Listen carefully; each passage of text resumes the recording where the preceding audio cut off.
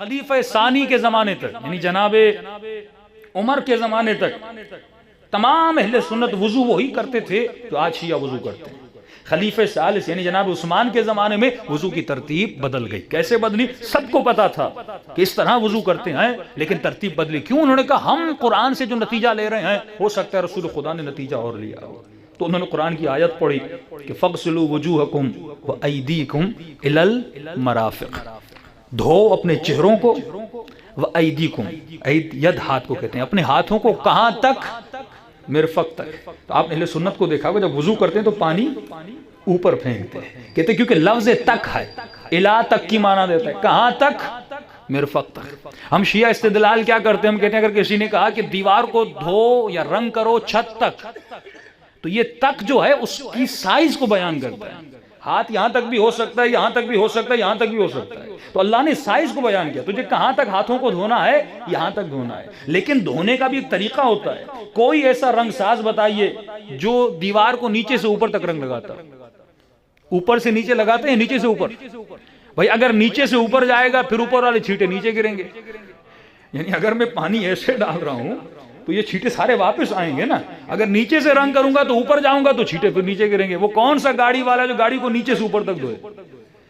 تو یہ اصول دین میں یا فقہ الاصول میں ہم بتاتے ہیں کچھ عقل بھی انسان استعمال کرے۔ جب رسول خدا بتا کر گئے تو بہت سارے ایسے قوانین جنہوں نے کہا ہمیں قرآن سے یہ سمجھ میں آتا ہے لہٰذا ہم اس کو ایسے کرتے ہیں، فقیہ نے کہا مجھے یہ سمجھ آتا ہے، امام نے کہا مجھے یہ سمجھ آتا ہے، لہٰذا رد و بدل ہوا۔ الفقہ علی المذاہب الاربعہ، جب یہ آپ کتاب پڑھیں گے اس میں تمام تر بتایا گیا ہے کہ دین میں رد و بدل کہاں سے آیا، اذان کا اضافہ کہاں سے آیا۔ اسے آپ کہتے ہیں سیرت خلیفین یا شیخین کہتے ہیں۔ مولا علی جب خلافت پر آنے والے تھے تو مولا سے لوگوں نے ایک سوال کیا، کیونکہ دو خلیفوں کے بعد ایک گروہ بنا 6-7 صحابیوں کا، اس کے بعد لہٰذا وہ خلیفہ بنتا، تو امام سے اس نے ایک سوال کیا کہ علی میں ایک صورت میں آپ کی بیعت کروں گا، آپ خلیفہ بن جاؤ، مجھے کچھ سوالوں کا جواب دو۔ امام نے کہا جی، کا پہلی شرط یہ ہے آپ اللہ کے دین کو، وحدانیت کو نافذ کرو گے؟ مولا نے کہا نافذ کروں گا، اس میں کون سی نئی بات ہے۔ کہ دوسری شرط یہ ہے آپ سیرت شیخین پر عمل کرو گے۔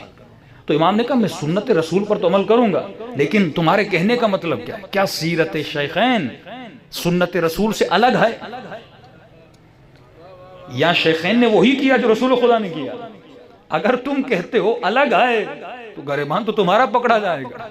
اگر سیرت شیخین وہی ہے جو رسول خدا کی سیرت ہے تو فبہا، علی کو عمل کرنے میں کیا، تا قیامت علی ان پر عمل کروائیں گے۔ تو اس نے کہا یا علی تجھ سے بات کرنے میں جیت تو نہیں سکتا، مجھے ہاں یا نہ میں جواب دو۔ تو امام نے کہا نہیں، میں سیرت رسول کو نافذ کروں گا۔ اس کے بعد خلافت مولا علی کو نہیں دی گئی، ووٹ زیادہ ہو گئے، ڈیموکریسی تھی اور خلیفہ جناب عثمان بن گئے۔ سب بات پڑھے محمد و آل محمد۔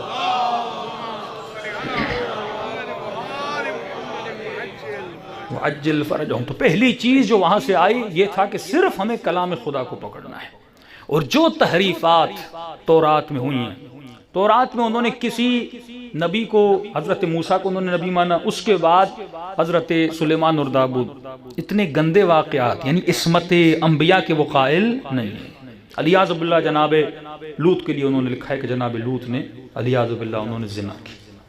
جناب داؤد کے لیے انہوں نے لکھا ہے علیاذ باللہ ان کے لیے یہی لکھا ہے۔